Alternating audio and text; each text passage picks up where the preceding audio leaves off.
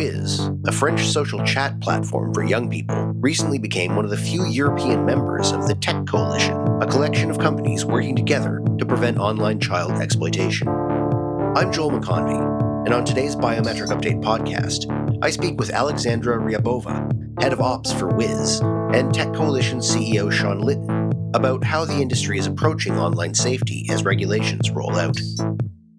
Welcome. Thank you both for joining today. I appreciate you taking the time to come and have a chat with us. And I'm wondering, to start, if you could please both introduce yourselves and tell us about how your organizations, respectively, fit into the discussion about online age assurance.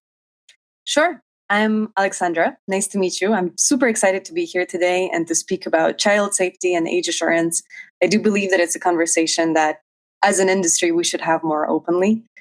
Wizz is a social discovery app for Gen Z, and we built it thinking that there is a really big loneliness pandemic, and we need to give Gen Z a way to safely communicate with each other, and in a way where they're not pressured by likes or followers or algorithmic feeds. And we created this product. And of course, since you're working with a young people audience, you need to find ways to estimate and verify their age and put them into age buckets, as we no longer live in a world where age assurance is the Wild West and we can do everything. And so we started putting them into those buckets, and we work since 2023 with a brilliant partner called Yoti, which helps us to estimate the age and ID verify our users. Thank you very much.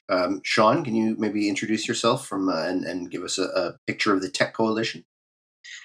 Sure thing. Thank you. It's great to be with you all. My name is Sean Litton. I am the president and CEO of the Tech Coalition, which is a global coalition of 60 plus leading tech companies that have come together for the sole purpose of combating online child sexual exploitation and abuse.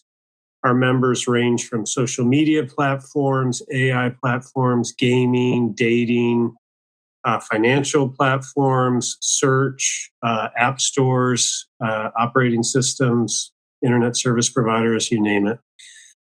With respect to age-appropriate online experiences, obviously, as Alexandra said, that's an important part of child safety. The Tech Coalition doesn't advocate for any specific age assurance solution or approach, but we do facilitate a working group among our members to discuss the potential solutions to help them figure out which one is going to be best to meet their needs as they design their products and bring them to market. Thank you very much. Alexandra, Wizz recently joined the Tech Coalition. This is sort of the raison d'etre for this call. So can you tell me a bit about what prompted that decision, what led up to it, and basically what's the benefit? Why did you join? We are super proud to announce this partnership with the Tech Coalition. We've been working on it for many, many months now. We reached out to them February last year, and we see safety really as layers and layers that you pile on top of each other of different tooling systems, different partners. You look for something that a user reported, and then you look for many, many other things that it brings. And we really wanted to make sure that our tooling system is the greatest industry standard possible. And so when we reached out to Tech Coalition, we wanted to discover together the topic of CSAM, the topic of reporting to organizations like NCMEC, the National Center of Missing and Exploited Children. And we wanted to make sure that out of all the solutions on the market, we find the one that suits our tooling system best. And as Sean mentioned, there's not one solution, right? So everybody has to pick their own. And we were accompanied greatly during a program called Pathways. And it's for smaller companies like ours who are looking and who cannot find the one that fits them.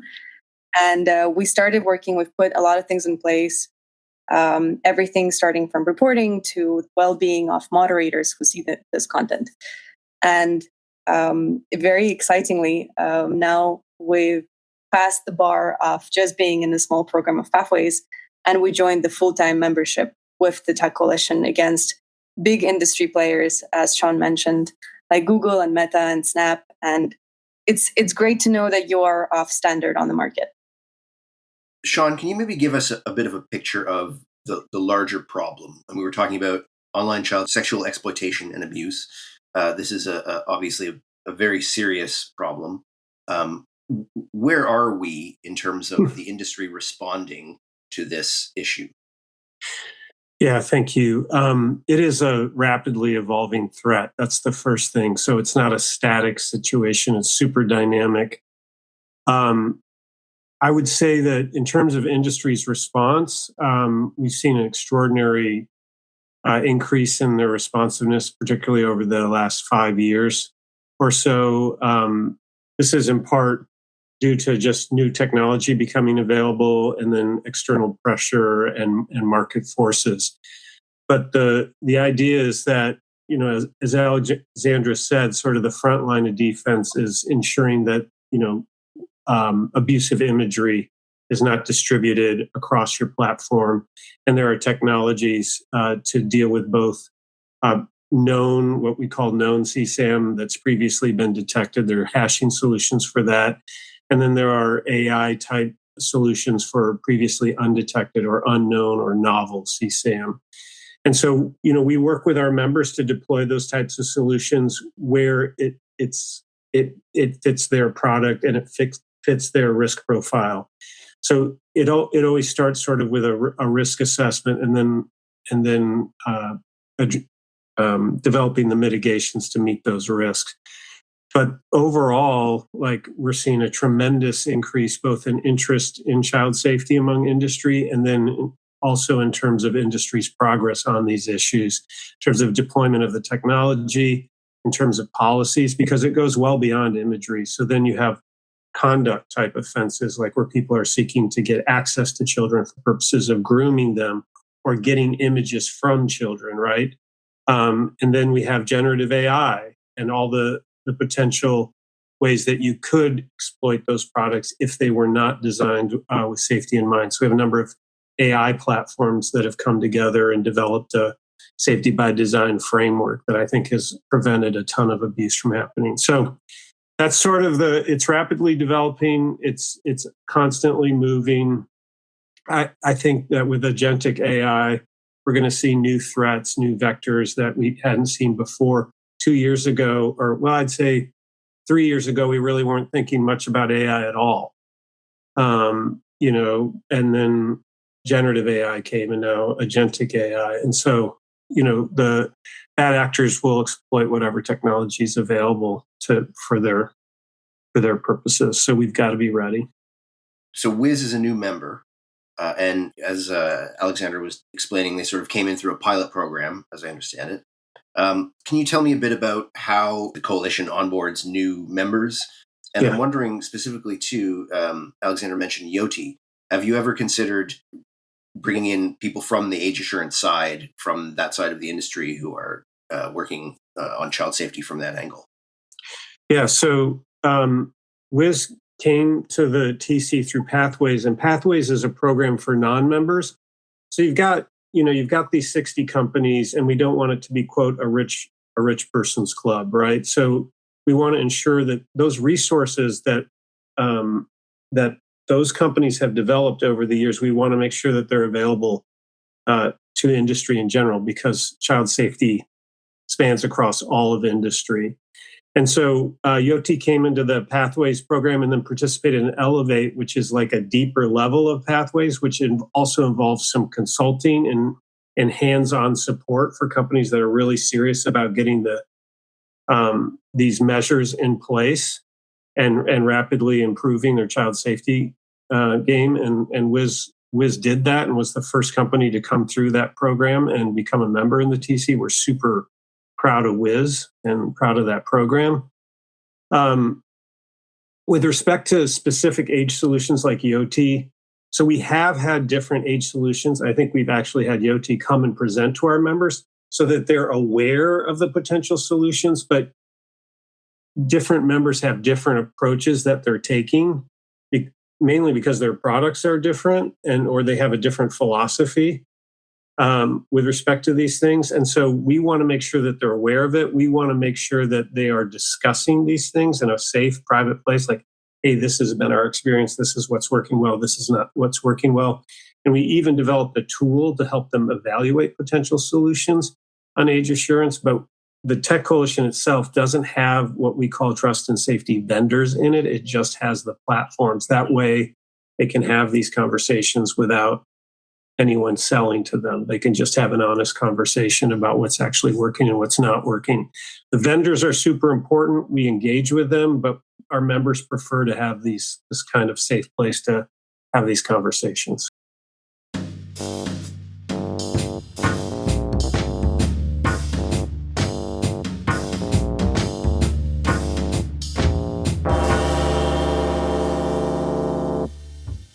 Alexandra, maybe you can actually just give us a sort of overview of what Wizz is. It occurs to me that some of our listeners won't be familiar with the platform. What does it do? And then I also want to talk about the European context, because you're one of the few European companies in the coalition. But let's tell me about Wizz. So Wizz is a social discovery app for users from 16 upwards. And we place our users into different age buckets. Well, we do this by first age estimating them, then asking them for their date of birth. We compare the two, and if both match, then we let them in the app and we place them into a good age bucket. If we have a doubt about what they're saying to us in terms of age, we ID verify them. And the ID verification is the truth of source, right? It's the source of truth. So we let them in the app. And then all of the content in the app is pre-moderated. So because we're dealing with young adults, we need to make sure that the content on the app, what they're sending, is good. So for example, we have user A who wants to send user B a message. Before the message, let's say somewhere in the clouds, our partner catches it. So we work with Cinder for image and video, and we work with Bodyguard, smaller French scale-up now, for moderation of text. And so our partner says, accept or reject the message. And then if it's something harmful, the user B never receives it. So, you see here, it's already 2 layers of protection for users. And then there's also a good reporting system. And there's many, many other systems in place. And to be honest, it is really thought as a platform where anybody can discover their interest, join a community of their interests, share their, have first amicable interactions. And we have very good responses from our users who are saying that their experience on Wizz has been a boost of confidence, or they found their best friend, or, they're precious. I really love our users. Just can I just ask mechanically? So what are they? Yeah. It's a place to meet. What are people doing on the app? Are they trading messages? Are they chatting? Are they sharing video? It is a one-on-one chat app. Okay. So it is a messaging app, and our algorithmic system is very simple. It's people in the same state, of the same age, who are online at the same time as you. So you can have this quick conversation, which is hugely moderated, but it is based on those three parts. In terms of EU regulations and regulations overall, Wizz is fully compliant with the Digital Services Act, with the Online Safety Act in the UK, and with the AI Act. And to be honest, I do think that companies should be held to a bigger standard.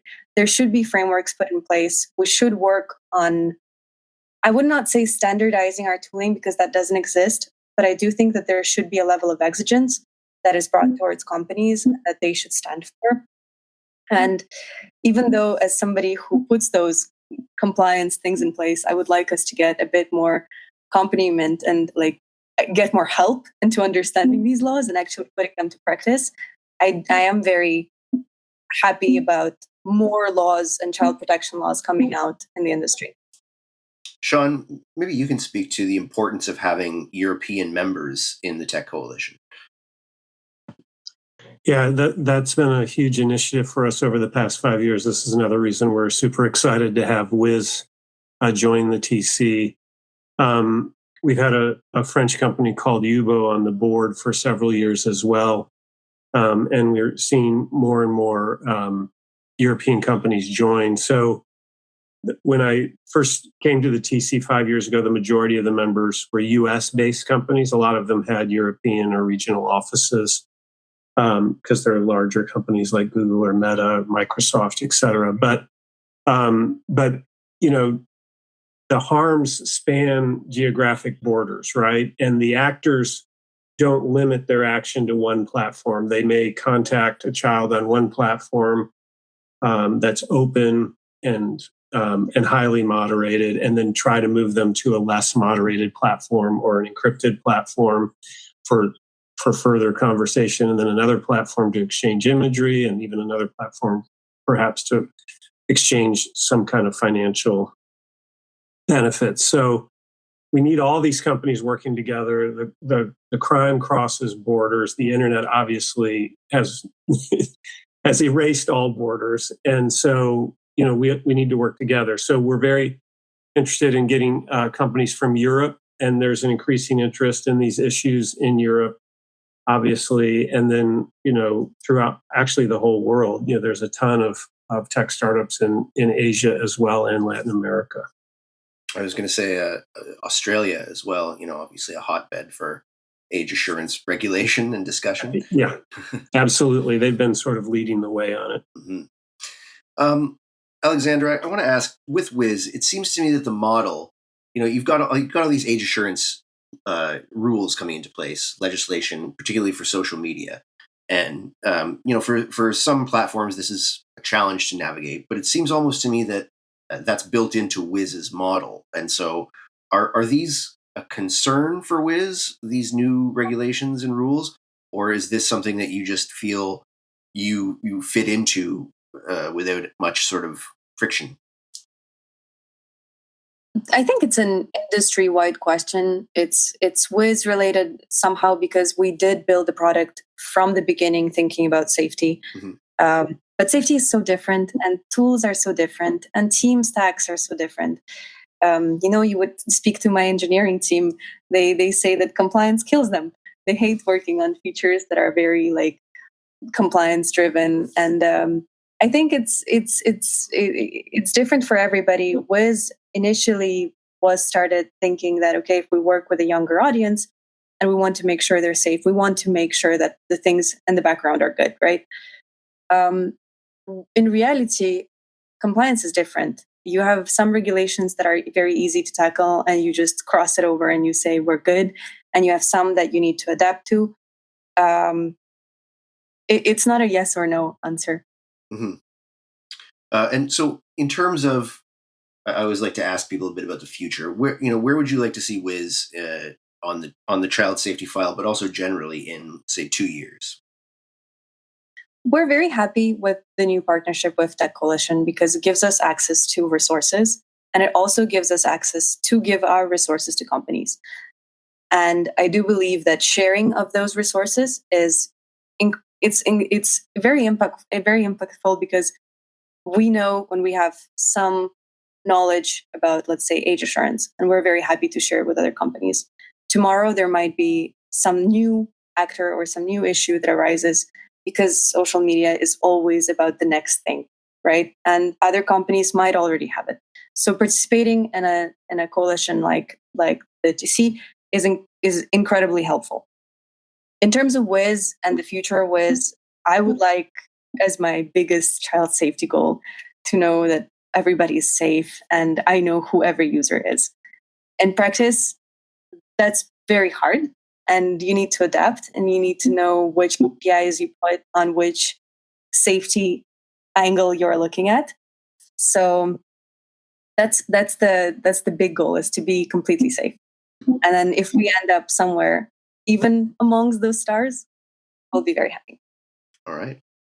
Sean, I want to close by asking you about sort of the larger picture.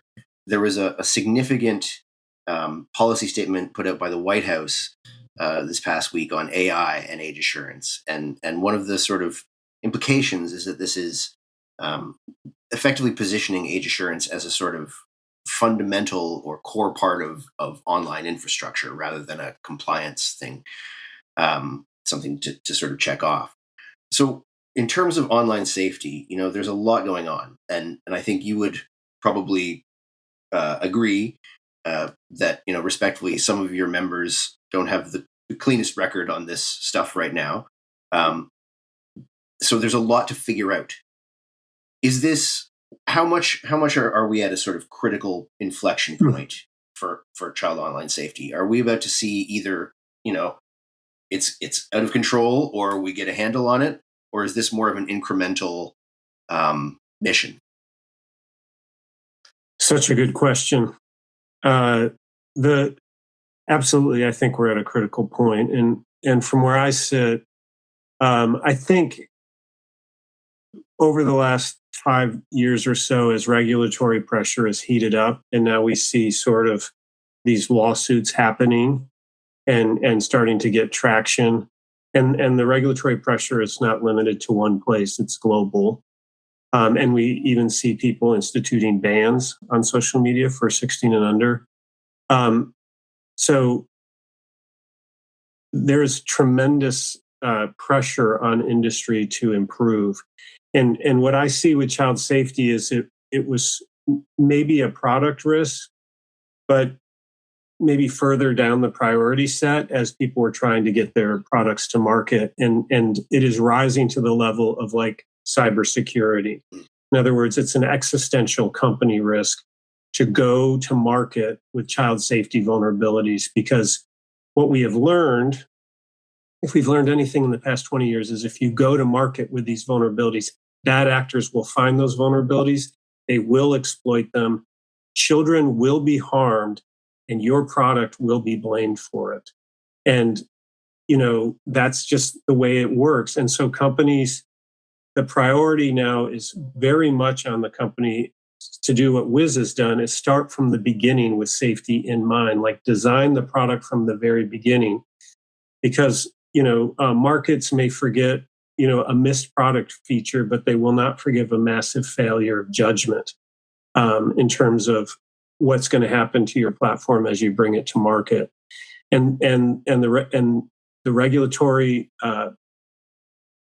pressure is real, and regulators showing up at your door, or plaintiffs' lawsuits, civil liability, et cetera, and it'll take your whole team off of your roadmap and put them on a reactive footing to just try and do crisis response, and you'll fail to make any progress. So again, we're here to help.